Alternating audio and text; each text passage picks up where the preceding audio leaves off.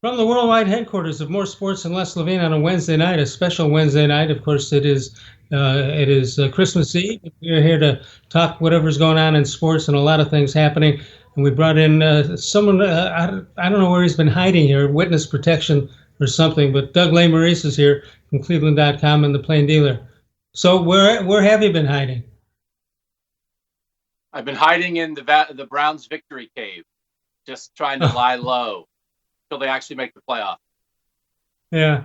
Lots of stuff going on. Several months ago, we were thinking how bleak the sports scene is here in Cleveland and Northeast Ohio and Ohio. And all of a sudden, you got the Browns doing what the Browns are doing, whatever that is. And of course, Ohio State going up against Dabo Sweeney. What is Dabo thinking? Um, you don't want your players to put bulletin board material on the bulletin board, and he put the ultimate bulletin board material up there. What was he thinking? So Dabo Sweeney voted Ohio State 11th in the coaches poll, and they Right, make the Coastal coaches poll Carolina. out.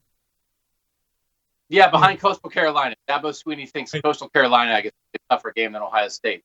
So right, he stuck to his gun. So on some level, I admire him backing up what he said. He has been among the coaches who said, hey, if you only played 6 games, I'm not sure you should make the playoff. Everybody else, some teams are out here playing 10 and 11. So he stuck to that. But he voted Ohio State 11th, which was 5 spots lower than any other coach in the coaches poll, and it's the team they're playing. So I think it is bulletin board material. I think it might be the best, most relevant bulletin board material I've seen in 15 years of covering Ohio State football. And I would imagine Ryan Day is going to use it. So I think, I don't know what he was thinking. I don't think it helps his team for him to do that. But actually, I admire backing it up because other coaches complained about it and then did not vote Ohio State low. So at least Dabo, you know, does what he said.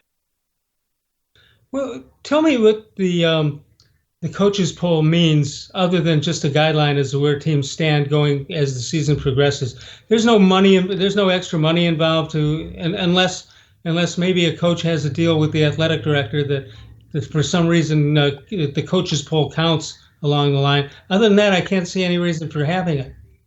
I can see having Oh, polls, but I'm not sure why you need the coaches polls. no, the coaches poll is awful. All college polls are awful. And the coaches poll is the worst of the awful one. So it's only for fun. Thank goodness it's only for fun right now. Back in the BCS days, the coaches poll was 1/3 of the BCS. And it was awful, biased, ignorant voting. No offense to coaches, because all polls are biased and ignorant. So it doesn't matter, but I do like that we have it because the College Football Playoff Committee, those rankings don't come out until late in the year. If you have an early season matchup, you need to be able to say what the teams are ranked for Right. historical purposes, that kind of thing. But it's for amusement only, and it doesn't matter at all, except when you feel like it might be riling up somebody's opponent. But otherwise, meaningless. Right. All right. Did the regular poll, the college football playoff poll, did they get it right this time? Yeah, I think they did. I'm not big on pushing for the non-power five teams. I know Cincinnati was undefeated, but I just don't think it's the same level. And I know that Ohio State didn't play a bunch of top 25 teams with Rutgers and Michigan State and teams like that. But I think it was fine. I don't think it should have been Texas A&M. I think it was a little bit messy at number 4, but Notre Dame at number 4. They did beat Clemson during the year. It wasn't home in double overtime without Trevor Lawrence, but they beat North Carolina. They have some good wins. So I was fine with it. A lot of people are up in arms about things, but I'm just not in a place. People say, "Oh, well, how can a team like Cincinnati ever get in the playoff?" And my answer is they can't. Like they're never going to, and that's fine because I just don't think playing that schedule is really quite the same as playing a Power Five schedule. And maybe they should expand the playoffs, and people can have that conversation. But I thought these four were the right ones. Well, if you're a Cincinnati fan, if you didn't make it this year, you're never going to make it. It was set up to possibly be them, and now that it wasn't, you can't duplicate the situation as the season unfolded. Well, the one thing that I think is true is that the non-conference games, when a team like Cincinnati played Ohio State last year. They didn't compete. They got blown out. They didn't compete at all. They didn't look at anywhere near the same level as Ohio State. Now that was last year. but I think that might linger in people's minds because that was a really good Cincinnati team last year, and they, whatever it was, 40-something to nothing against Ohio State. So if you're a team like that and you play a non-conference game and you go beat Ohio State, or you're a non-conference team, Houston a couple of years ago beat Oklahoma in the non-conference. If you do that and then you add that and stack that up to your undefeated season where you look really good all the time, I think then it becomes possible. But I think it's okay that it's like, all right, well, you didn't play anybody who sort of is from a bigger, better conference that maybe recruits better and just has better talent, so we can't tell. So the idea that I thought this was a worse year for those teams to make it because they didn't have the non-conference crossover opportunity. So, Right. If they put that down the line, I think it's possible.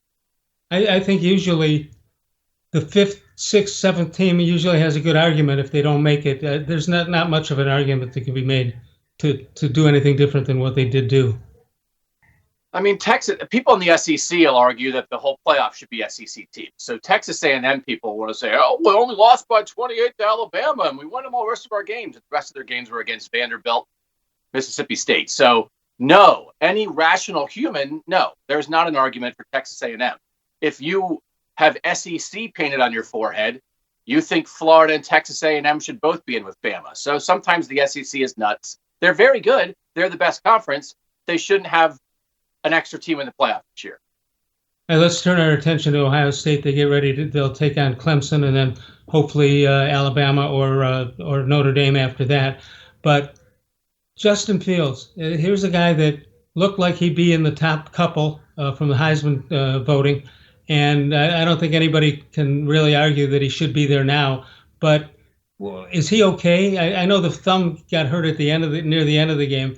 Is that a day-to-day thing that's just going to improve as time goes on?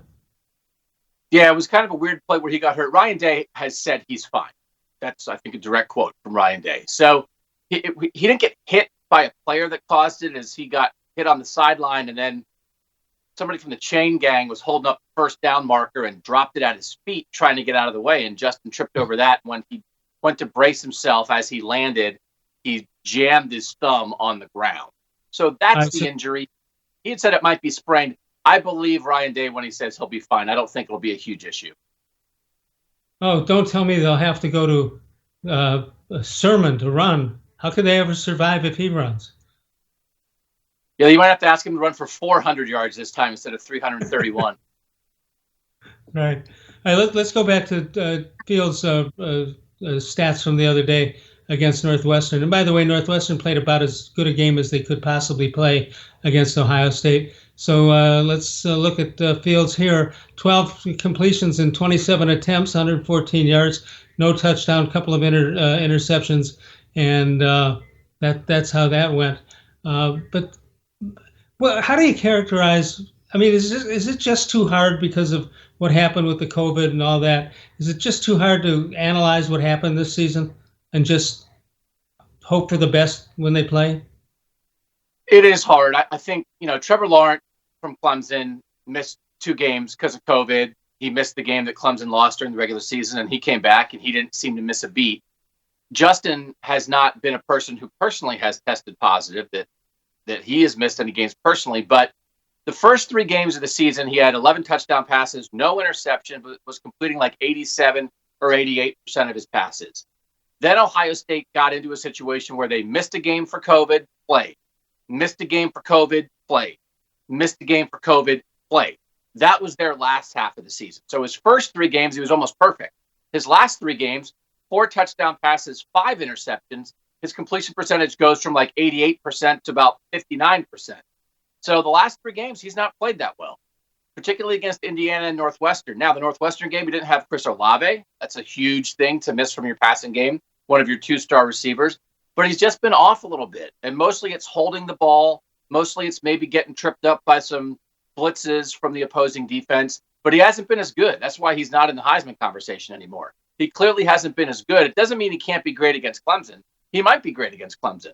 But you can't deny that he hasn't played anywhere close to as well as he did in the first half of the year. And I would think some degree of that is attributed to they just got thrown off by this canceled game, play a game, canceled game kind of back and forth that I think makes it hard to be at your best. No question about that. Let's take a break. We'll come back. We'll continue to talk about Ohio State and coming up the Cleveland Browns, who are, Doug, you talked about Holy Bud, the greatest us insult in that same seat.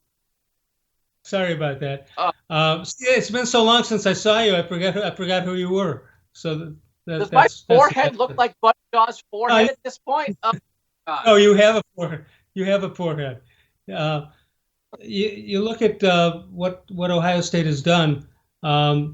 Did any of the Big Ten coaches complain about the lack of games that they played? They should have been on the same page. Yeah, no, I think everybody wound up on pretty much the same page in the Big Ten. There was frustration, I think, among people that the Big Ten didn't start until October 24th, and that left them no wiggle room. But once they got into it, I think they all realized that there was, it's hard to play and not deal with the virus. About half the teams in the league ended up having to cancel games because of their own positive tests. So Ohio State had 3 games canceled, 1 because of their own positive tests, 2 because of opponent positive tests. But I think they all realized that they thought they had good testing and that the good testing is not enough. The virus is everywhere. And so I think the coaches wish they would have started earlier and that the Big Ten hadn't stopped and then started like they did. Right. But I also think thankful they had a season at all, because we all remember when it felt like that wasn't going to happen. So I think in the end, the Big Ten got through okay. They got through okay, and they did get their champ in the playoff, which I think was the main thing they were worried about, and they figured out that was okay too. All right, let's take that break. We'll come on back in a moment. Doug Lesmerises is with us. More Sports and Less. Levine is powered by cleveland.com.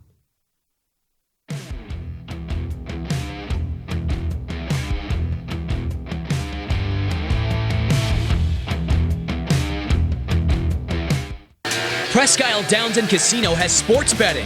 Use one of our 50 state-of-the-art Bet America kiosks to place your bet and watch your favorite games on one of our many HD televisions, or visit our sportsbook area. Only at Presque Isle Downs and Casino.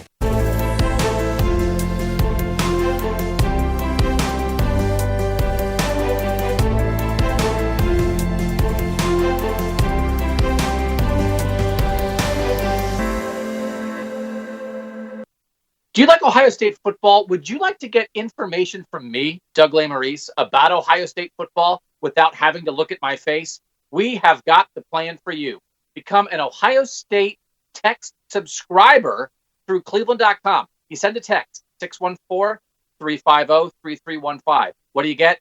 2, 3, 4 texts right in your phone every day about Ohio State football. Inside information, polls, voting, all kinds of things. You can be on our podcast. We take text subscriber questions on our Buckeye Talk podcast every week. If you really want to be involved with Ohio State football, in season or out of season, become an Ohio State text subscriber from cleveland.com. Send a text to 614-350-3315. 14-day free trial. What do you have to lose? $3.99 a month after that. 614-350-3315. I'll see you in your phone. Tri-C is here for you. Now more than ever, you need a post-secondary education.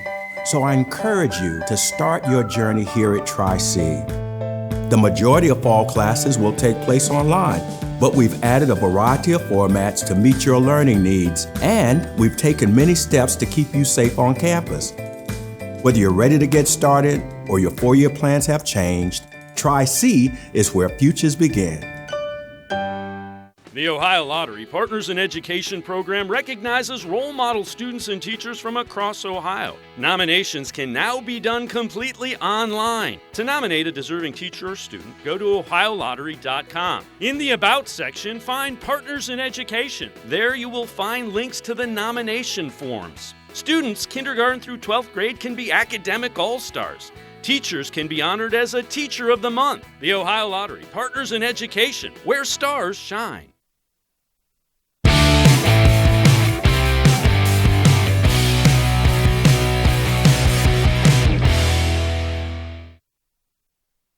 right, Clemson will provide the opposition for Ohio State. That'll be a week from Saturday. And do they bring Charlie Bauman out to parade him around? They don't need Charlie Bauman. They can bring out Taj Boyd and Deshaun Watson and Trevor Lawrence. There's enough pain for recent Ohio State losses, so they don't have to bring out the Woody 1978 loss. They're saving that for a real important game. I understand. I'm going to call him a friend. He's an acquaintance, a big Ohio State fan, big Woody Hayes fan, who claims that the quarterback, I won't mention the quarterback for Ohio State because I just won't, and you'll see why in a second. Because the claim is that the quarterback may have had a wager on the game and against himself, and he threw that interception on purpose, which led to Woody Hayes doing what he did. Any validity to that theory? Oh man, I was like 5 years old. I'm not going down that road. It's just funny. It doesn't mean it didn't happen. Doesn't mean it didn't happen. No, we know the history of Art Schlichter and his life after that play. So we do know that. But it's funny that when I covered the Orange Bowl in 2013, when Ohio State played Clemson for the first time since the infamous Woody Hayes game in the 1978 Gator Bowl, that's where we were, right? That was, Clemson was the opponent, and that was so interesting. And that's what Ohio State Clemson meant. It meant the Woody punch. And since then, this is now 2013, 2016, 2019, 2020. And Clemson has become sort of a sideshow, like, hey, they were the team that it happened against Woody, to one of the two best programs in college football. And Ohio State, I'm not sure I don't think there's another program in the country that Ohio State has played as many as 4 times and has never beat. So it's fascinating and to watch from the Ohio State perspective, to watch the evolution of Clemson football through this lens. And man, they started out cute, like, hey, they're a little side thing, and they're a monster now, man. That program is unbelievable. All right, so you have Trevor Lawrence, of course, the big name that everybody knows, and will be in the running for the Heisman, probably. Do you think he's a favorite to win it? No, I think it's Devontae Smith, the receiver from Alabama, is the favorite to win it. I think Trevor Lawrence has a really strong case.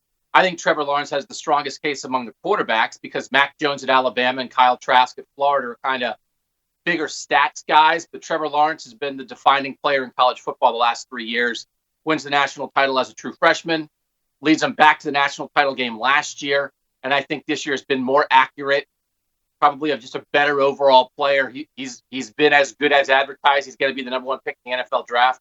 I think Trevor Lawrence has a great Heisman case if you look at it the right way, but he's not the guy who I think is going to win. Is he the guy who I think should win? Maybe. I just don't think he will. Yeah. When you look at the preseason favorites and all, to me it's amazing that since Archie Griffin, there hasn't been a 2-time winner for the Heisman. Because a lot of it might be that the guys are 1 and done or 2 and done, whatever. But you would think that if a guy's that close in his freshman year or sophomore year, that there's enough things going his way to make it happen the following year. But it still hasn't happened. And there have been a lot of guys. The one thing about the Heisman lately is it's become much easier for younger players to win. I think a lot of times in the past, it was like, well, seniors were winning. That was why Archie was the only one back then, because he won it his junior and senior year. Tim Tebow won it and then was a finalist after that, but didn't win it again. Sam Bradford won it, was a finalist after that, didn't win it again. Lamar Jackson won it, was a finalist after that, didn't win it again. But that's the issue, I think, is that in the modern day, it's not that hard to win it when you're young, because you can pop up as a first-year starter, relatively out of nowhere, and get the exposure, have the highlights, have the high-profile games, and play great and absolutely earn it. But then you become your own worst enemy the next year, because now you're competing against yourself. And a lot of times the reason these guys aren't winning is because we are a fickle lot, Les. I am one of the 900-plus Heisman voters. We are a fickle lot, and we're always looking for the new hot story. And I think that's the number one thing of why it's so hard to repeat right now, because there's always multiple contenders, but the toughest guy you're competing against is the guy you were last year when you won it. Yeah. As you know, we're not allowed to divulge who we voted for till after it's been announced. But I don't think I've ever looked at the ballot and said, as an Ohio State guy, and says, well, I can't have this guy in now because he may take Archie's title away next year or that year. And I'd like to think all of us on the list are pretty honest about what we do and don't bring in the favoritism for one school or another. I just think everybody's pretty good on it. Well, here's the thing, Les. People in sports journalism are a biased lot, my friend. That's why they divide it up and they try to make it, equal across geographic lines, because all they want to do is balance the bias. So, yeah, we could pretend that everybody here doesn't lean towards the Ohio State guy, just like we can pretend the guys in the South don't lean towards the Alabama guys and the guys out West don't lean toward the USC guys when they have a candidate. But I don't think, I wish Les, you and I are unbiased. We are right down the middle. We are pillars of journalistic integrity. But I think we're the exception, man. So, the Midwest guys always do better with the Midwest voters. So that's why they even it out geographically. Can journalistic and integrity be used in the same sentence? For properly. Us, Les, just at cleveland.com and on this show. Anywhere else, I'm not. Right. Quickly on Clemson. In addition, obviously, Trevor Lawrence. Who else do you have to worry about? Travis Etienne, multifaceted running back. Their offensive line for Clemson this year, they only have one starter back, so they're not as good as they were a year ago. So they've had trouble running the ball. But Etienne is a guy who he runs it and they throw it to him a lot. And he is an All-American caliber player. I think he has a chance to be a first-round draft pick. I think if he had gone in the draft last year, he might have been drafted higher than Clyde Edwards-Helaire, who was the first running back off the board. He's fantastic. And, Ohio State has to account for that. They're going to have linebackers chase him in space. They don't have their typical big-time receivers that Sammy Watkins, Mike Williams, T. Higgins, who have bedeviled Ohio State in the past. So it really is a Lawrence and Etienne show. And then defensively, they're good. But they don't have an Isaiah Simmons, though. Isaiah Simmons was that hybrid linebacker safety defensive end a year ago who had to pick on Justin Fields and he was kind of like Chase Young at Ohio State, just a rare player. Not many guys like him. They don't have a guy like that, but they're pretty good at cornerback. They have a couple veteran linebackers. They don't maybe have the big name defensive guys like they've had in the past, but it really is Lawrence and Etienne and the fact that all these guys are used to winning and they know how to handle themselves on this stage. And then honestly, the next most important guy is Brent Venables, who's the defensive coordinator there, and I think has been for years the most important assistant coach in college football. He devises defenses. He gets his guys to play. He could have been a head coach a million different times now. And as long as he's there, the Clemson defense is going to be at a high level, and that's going to make it tough for Justin Fields. So what's a fair way to match this up? Ohio State's passing game versus Clemson's what? Passing game. I think it's Fields versus Lawrence. I think it's the shootout, right? I think it's I don't know that we expect either defense to really shut anybody down. But if Justin Fields isn't great, Ohio State, I don't think can win. Now, as we detailed, Justin Fields the past couple of games hasn't been as good. And as we detailed, Trey Sermon, I'm telling everyone's last name is Lawrence. I really like Trevor Lawrence. He's a good player. Trey Sermon ran for 331 yards. If Ohio State can pair the offensive passing game from the first couple games with the offensive running game from the Big Ten championship game, that is something that we have not seen together to that level before. Not this year. Just like when you get, they had Chubb and Hunt early, and then you got Baker going, and then you pair it. So if Ohio State can run it and throw it at peak performance, they absolutely have a shot against Clemson. Absolutely. But we just haven't seen that pairing yet this season. Let's take a break. We'll come on back in a moment. We'll talk Cleveland Browns football with Doug Lesmerises when we get back. More Sports and Les Levine is powered by cleveland.com.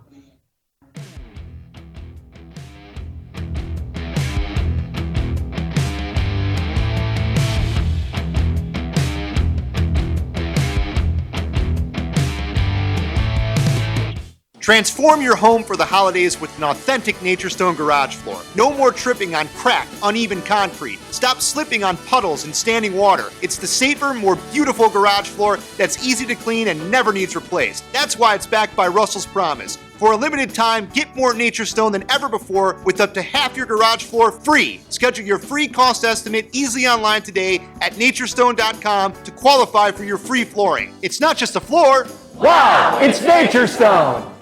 There are tastes we remember.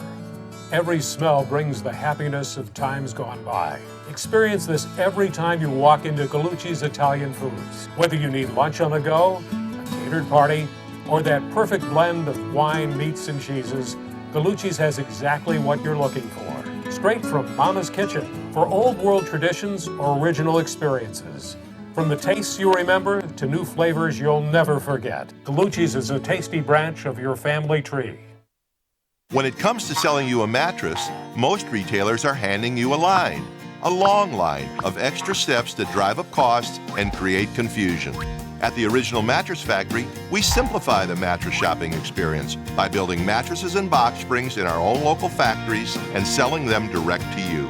It's short, sweet, and simply makes sense.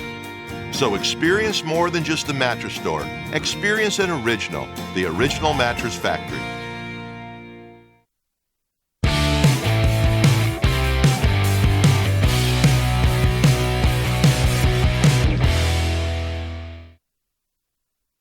Welcome back. More sports and less. Levine, Doug Lesmerises with us on Christmas Eve. Merry Christmas, happy holidays to all of you who have stuck with us over the years. We appreciate it very much.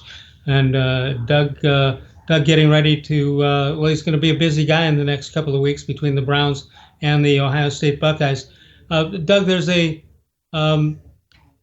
strange situation in the playoffs in the NFL that you've gone this far with nothing really decided yet, and a lot of things can happen. And the assumption is with Cleveland Browns fans is that they've made the playoffs already, which is not true. There's this one scenario that makes you cringe to think you could play so well this year and maybe not make the postseason. And people who believe in only in Cleveland are concerned that something nasty like that could happen. Any concerns on your end? Yeah, I mean, that's what we do, right? That's what people like us do. That's what fans do. When you think about that stuff, you project out. And it reminds me of what we do in the college football playoff race all the time. And it's like, well, if everybody that matters keep winning every single game, then it might be a problem. And frankly, that's not usually how it works. You line up 3 or 4 or 5 teams that all have to do something in order for your team to be left out. And most of the time, not everybody does it. Because most of the time in sports, the team that's supposed to win doesn't win every single game. So last weekend did not go well for the Browns because all those teams won, right? So is it going to happen again and again?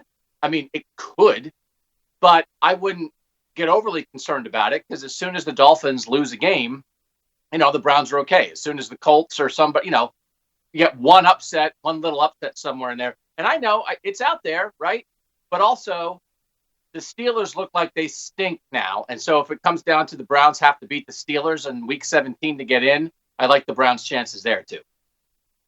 I just want to stay away from it. Let's wrap it up and move on, and whatever happens at this point. Because of all the you could tell me about the drive, the fumble, and all that other stuff.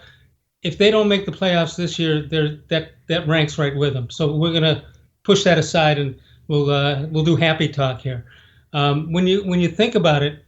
You've been covering Baker Mayfield for a long time now, and what do you see as the ultimate difference in who he is today and what he was 3 years ago, 4 years ago? I think maybe the point is that there isn't a difference anymore, right? That what he is now is kind of back to what he was once upon a time, and in between was the doubting himself Baker a little bit. And so I think what we're back to is confident, comfortable Baker Mayfield. Now, confident and comfortable comes in a variety of ways. You want to have the offense and the scheme and the plan and the people around him that maximize his talent. But when Baker believes it, when he believes in his offensive line, when he believes in the play call, when he doesn't have happy feet, escape a clean pocket, when he follows his mechanics and rips those throws in the middle of the field and reads defenses and lets it go, I mean, he was an accurate quarterback. He was a winning quarterback.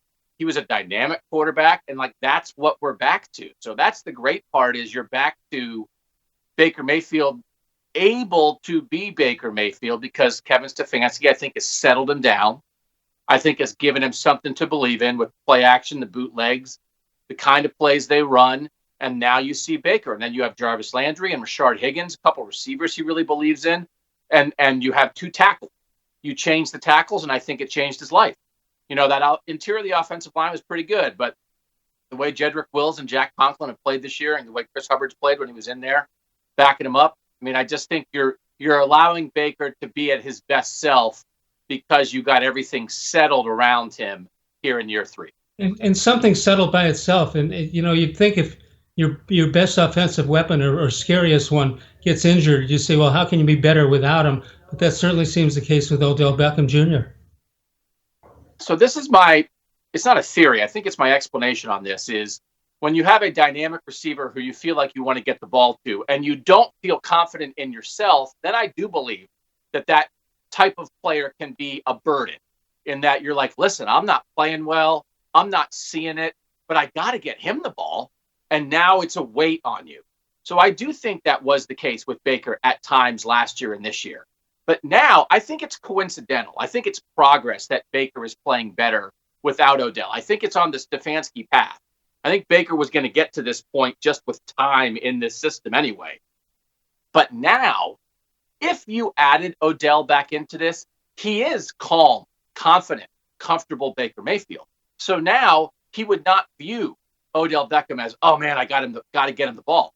Now I think he would view it as, oh, I get to get him the ball. So I don't think he got better because Odell left. I think that's the timing of the path was that it matched up. But I don't believe that and so did the bye week. Out bad. It'd be good. The timing of the bye week worked out well too. Yeah, for sure. And, a lot of things coalesce. He made some throws against the Giants the other night that looked like he was threading the needle, but he had no concerns about it. He's letting it go, and you're saying, no, don't throw that. And then you say, oh, nice throw. I thought he was almost perfect the other night, even though the stats aren't going to well up there. But he's been terrific. I'm surprised he didn't make the Pro Bowl, even though the Pro Bowl doesn't mean anything. A lot of good quarterbacks. I mean, it's just nice the Browns have one of them, right? This is quite a time for quarterbacks in this league and in the AFC. I don't know why anybody. Well, I do know why. Plays zone against Baker Mayfield right now. If you play zone and you let him sit back, he's seeing it. He's seeing everything right now. It's not fooling him, and he believes in his guys. And when he sees it and he believes it, he ripped it. He's got the arm talent to do it. When they face a team that's willing to play man coverage and run with these guys without Odell Beckham, I think that's when you would miss Odell Beckham, because our Jarvis Landry and Rashard Higgins and Austin Cooper guys who are just going to beat man coverage every single time the way Odell might, that's how you make it hard on Baker. But if you don't have the players to do it, if either philosophically you want to play zone or you don't believe in your corners enough to play man, they're at the point with Stefanski's play calling and the way Baker's seeing it and ripping it, that he is going to do that against the zone, I think, most of the time, 9 times out of 10. And it's exactly what you're talking about, Les, that he just believes his guys are going to be there.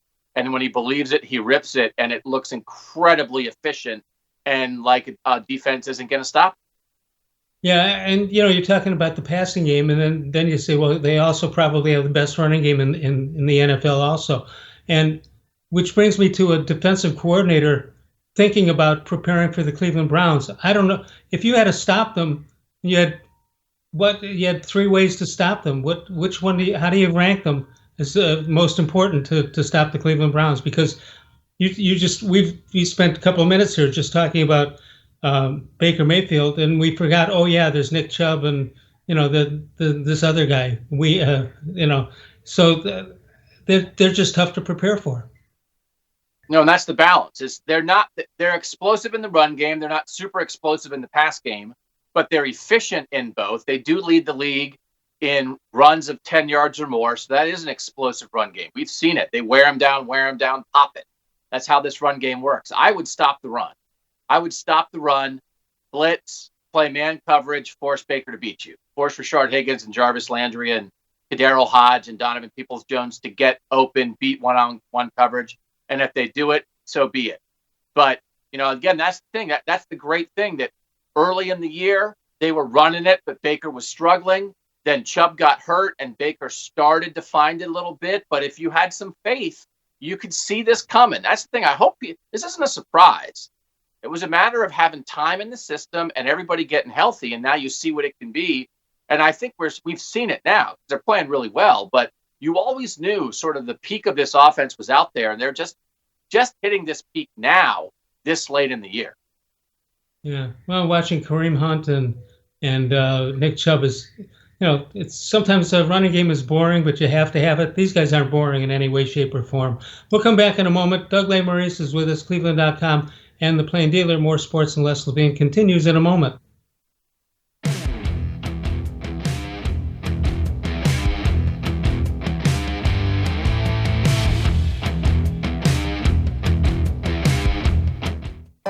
We're living in uncertain times, but you don't have to put your future on hold. At Tri-C, you can move ahead while staying safe and saving money. The majority of fall classes will take place online, but we've added a variety of formats to meet your learning needs, and we've taken many steps to keep you safe on campus. Whether you're ready to get started or your four-year plans have changed, check out Tri-C's programs and resources, because Tri-C is where futures begin.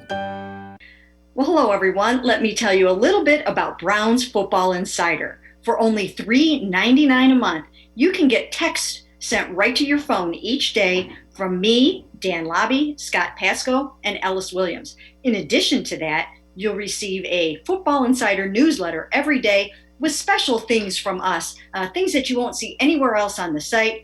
You'll get breaking news, analysis, features, film breakdown, and things like that.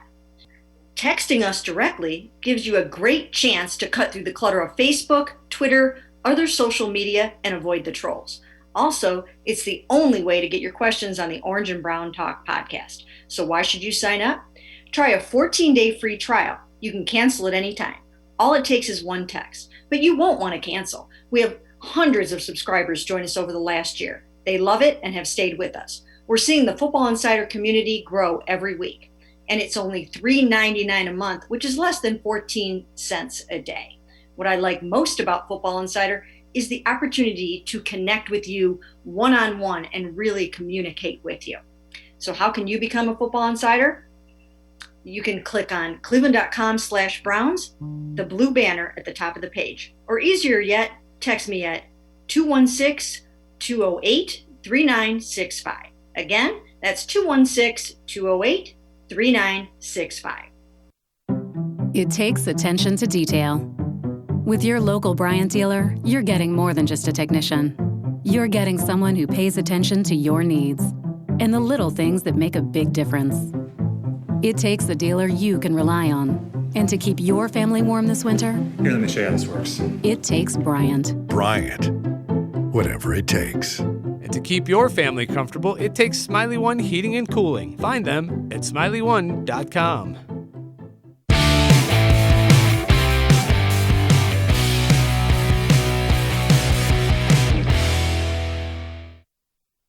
Welcome back. More sports and less Levine on a Christmas Eve special show. Doug Lesmerises of the Cleveland Plain Dealer and cleveland.com is with us. Doug, I haven't put you on the spot. Should I do that and ask you who wins Ohio State and Clemson?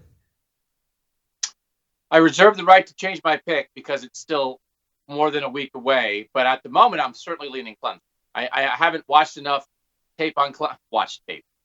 Just a guy in a chair. What do I know? But I have to review some Clemson games. Ohio State's not as good as the Ohio State team that played Clemson a year ago. A year ago, I think Ohio State was the better team. They didn't win. So, they didn't win. The official call, or they didn't convert in the red zone, whatever. They didn't win. I think they were better. So Ohio State's not as good as it was last year. Clemson, I think, is maybe a little better than last year. I think it's close. But if Fields is great, it's a game. Absolutely. I think if Justin Fields is great and Chris Olave is back and is able to play at full strength, then I think it might be pretty much a toss-up. If the passing game for Ohio State doesn't have that, then Buckeyes might be in trouble. Do you think, and we talked about it earlier in the show, do you think Dabo Sweeney had that in mind and this was totally calculated on his part to get his team up, even though coaches tell you the worst thing is don't give bulletin board material. But it seems to me this is way too calculated.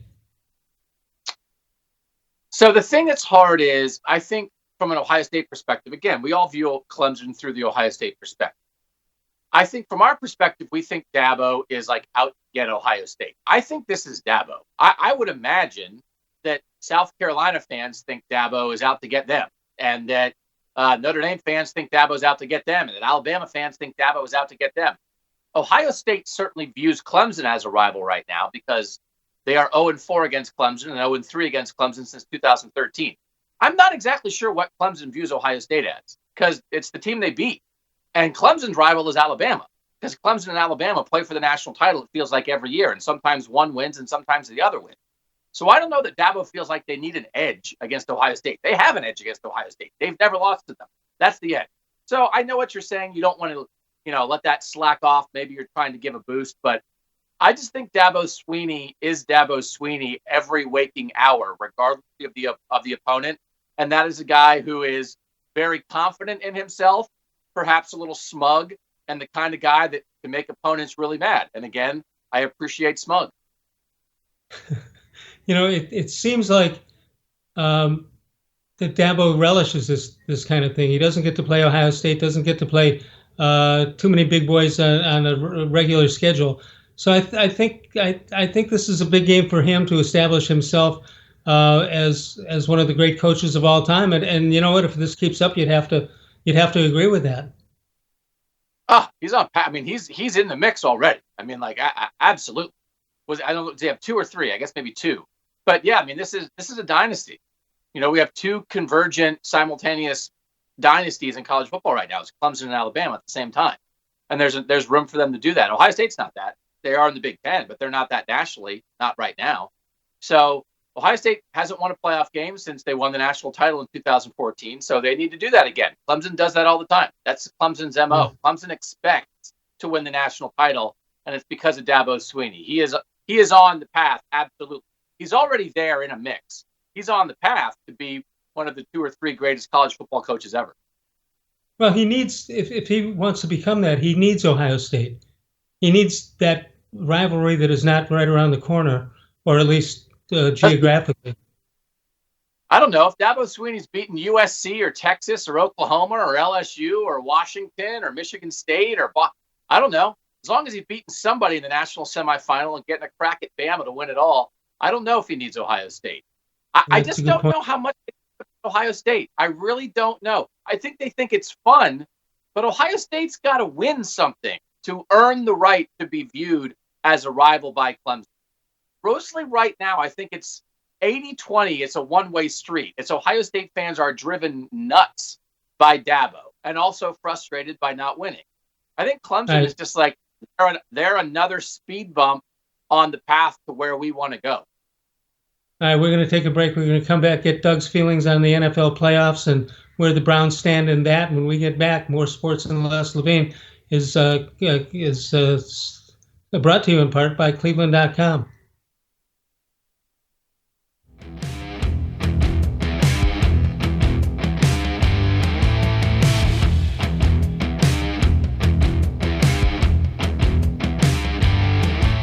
Transform your home for the holidays with an authentic Nature Stone basement floor. Add more livable space, inhibit the growth of mold and mildew, and improve air quality for your family. It's the healthier, more beautiful basement floor that's easy to clean and never needs replaced. That's why it's backed by Russell's Promise. For a limited time, get more Nature Stone than ever before with up to half your basement floor free. Schedule your free cost estimate easily online today at naturestone.com to qualify for your free flooring. It's not just a floor. Wow, it's Nature Stone. When it comes to selling you a mattress, most retailers are handing you a long line of extra steps that drive up costs and create confusion. At the Original Mattress Factory, we simplify the mattress shopping experience by building mattresses and box springs in our own local factories and selling them direct to you. It's short, sweet, and simply makes sense. So experience more than just the mattress store. Experience an original, the Original Mattress Factory.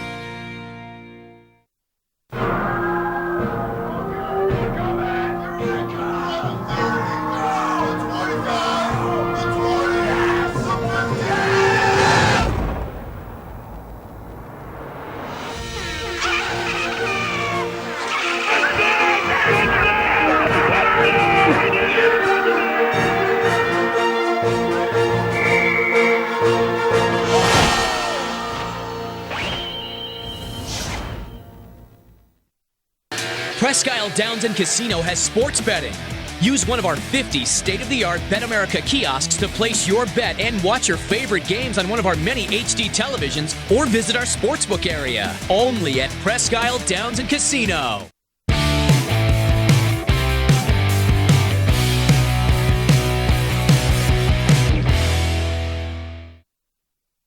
Right, so many ways to look at the playoffs this year. So many paths to win it and lose it. The Cleveland Browns, we're going to assume they're going to make it. Might be a tough assumption to make, but I'm going to do that. It's my show. It's got my name on it, so I suppose I can do that. But the question is, Doug, who do you not want to see? Who would you, since you have to play somebody, who would you like to see in the first round before we move on from there? I think the only AFC team that would scare me for the Browns in any matchup is Kansas City. I think they're okay against everybody else. So, a first round matchup, it's interesting. I don't have the math in front of me because I'm just a humble sports writer and I'm terrible at math. I mean, the idea that could they play Pittsburgh in week 17 and then come back and play them again in the wild card round would be fascinating to me. And I think that'd be really interesting. But if it's the Colts or the Titans, they've beaten both those teams. Colts weren't at full strength when the Browns beat them, but the Browns also haven't been at full strength in a bunch of games. So, Buffalo is playing great.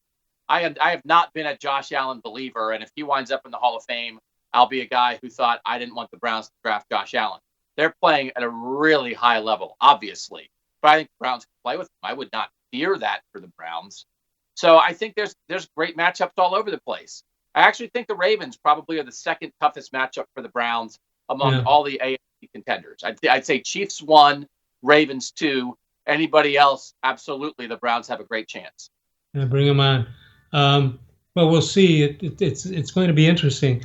It's also interesting because I don't know about you. I had no intentions of watching the Steelers game against the Bengals the other night, and I saw what the score was early on, 17-0. I said, well, I got to at least look in here, and what I saw was a team that is kind of evaporating, and almost like the Wicked Witch in Wizard of Oz, just kind of evaporating as you're watching them. They're near the end of the game.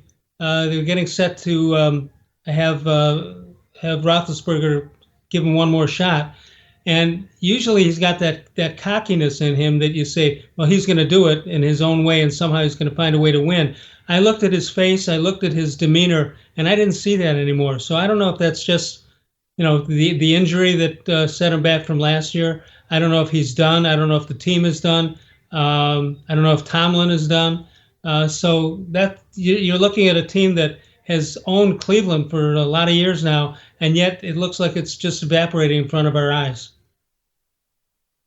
They're a defense-first team, and they've had some injuries on defense, and it does feel like Roethlisberger got old overnight. That was the whole thing coming into this year off the injury a year ago. Could he get back to what he had been? And we've seen it with so many of the quarterbacks of that generation, Tom Brady and Drew Brees and guys like that. It feels like they can play forever, but you can't play forever. And at some point it's going to catch up with you. And it feels like it caught up with Ben Roethlisberger like 2/3 of the way through this season. So Chase Claypool, the rookie receiver, has been great. I think some of their other skill positions, not quite as dynamic. You look at the run game. The Browns' run game is so much better than the Steelers. It's unbelievable. And just right now, with the way Jarvis Landry and Rashard Higgins are playing, you can see the Browns have a much deeper offense than the Steelers do. Absolutely, no doubt about it. And then so if you can't lean on, Bud Dupree and some of the other injuries defensively, if they aren't quite what they usually are defensively, then they aren't who they are. And on our Orange and Brown Talk podcast, I watched that game because I thought the Steelers were going to lose. I predicted it. Now, I predict a lot of stuff that's wrong, but I thought the Steelers were in free fall. So I was not shocked by that outcome. And that Steelers minus 13, that was free money all week. But the idea, they are in free fall, and I have no idea why anybody thinks they would pull out of it. I just don't. What they're like you said, it only, wicked, it only whatever. takes one. At this point, it only takes one game. You say, well, can they pull out of it? They don't have to pull out of it for the next 10 games. Those 10 games are gone already. The Colts and the Browns. I think the Colts and the Browns are better football teams than the Steelers right now. So does the better football team win every game? No, absolutely not. But I would, if I was setting a betting line, I don't know what the line is for the Steelers and the Colts this week. I'm sure the Colts are favored, and I would imagine the Browns are going to be favored in Week 17. So the Steelers are not playing as well as the last two teams they have to play this season. Does that mean they'll lose both? Not a guarantee. No. My guess is, yeah, it means they'll lose both. All right, let's take one final break. We'll get some final thoughts from Doug Lesmerises from cleveland.com and the Plain Dealer. More sports and Les Levine continues in a moment.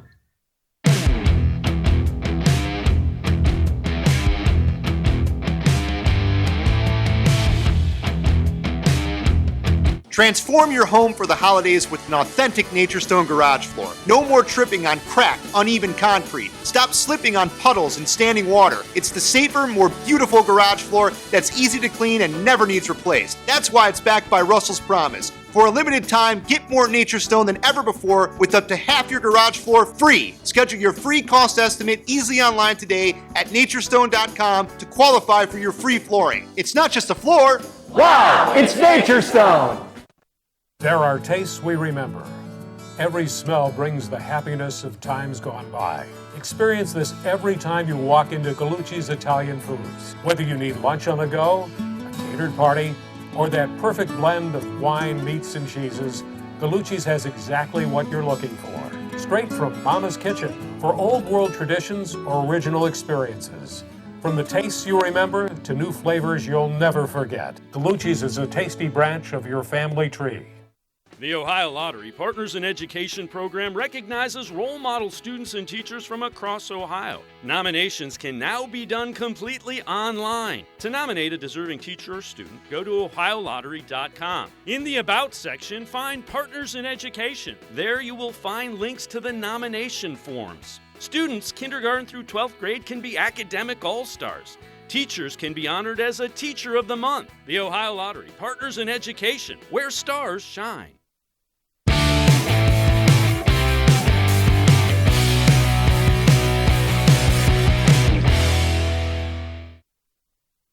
Doug Lesmerises is with us. Doug, first of all, happy holidays to you and your family, and thank you for being part of our show over the past year or so. We appreciate it very much. Thanks for having me on, Les. It's a great honor to get to join you. It's a lot of fun. You do a great job, and I'm glad we've gotten to work together a little bit here. Thank you very much. What is the biggest thing that, looking over the past year, I look at it and say the fact that all the seasons somehow, some way got in, and somehow, some way they found champions, and at least it made us feel a little good despite what's going on in the rest of the world. Do you have any other thoughts about the strangeness of this whole season, this whole year, and what sports have done for it or to it? Yeah, we talked about it a lot in the summer and what was going to happen and what it was going to mean, and the idea of, if you can try to play sports safely, what would that do for society, for when everything else is upended. And I think sports has done that. I think the NBA probably did it best with the way the NBA figured out that bubble and, the Lakers championship and LeBron and everything that league did. I think they really led the way. I think the NFL has done a really good job. I think college football has maybe fought through it in a way that hasn't always been great, but I'm surprised, I think, Les, that we are here and that sports has been as normal as it's been, that we're going to get in a full NFL season, that we're going to have a college football playoff, that the NBA has started again, that we had a World Series in Major League Baseball. And, I have some worries about, what are the potential long-term effects of anybody who did get COVID, just, for athletes, but just for anybody. And I'm a little torn, right? It's like, it's not the most important thing, but it is important. We live in a society where the luxury of sports exists. And so it helps people feel normal. It helps people feel joy.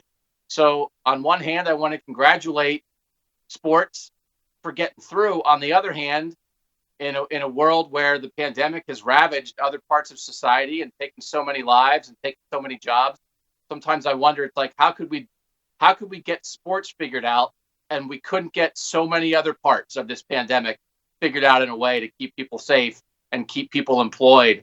And it makes me wonder sometimes if our priorities aren't in order.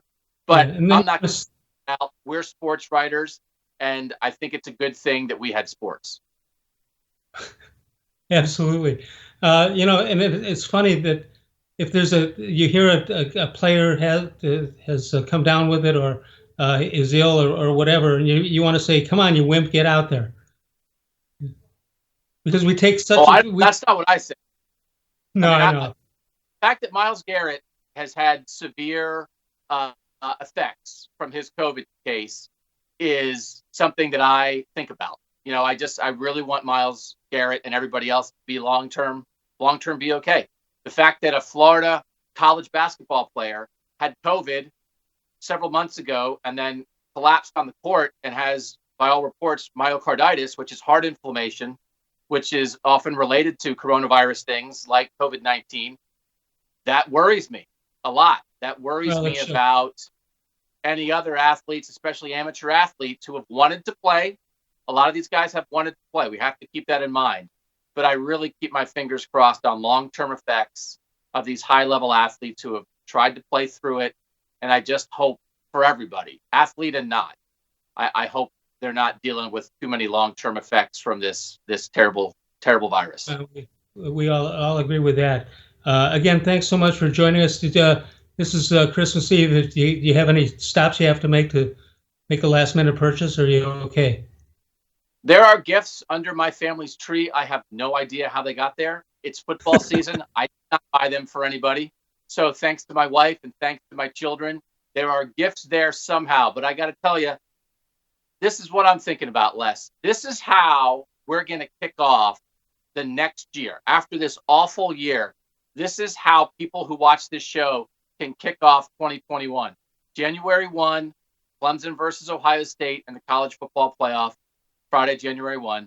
Sunday, January 3, Steelers-Browns. That'll be great. Doug, thanks so much. Appreciate it. Thank you, Les. Happy holidays.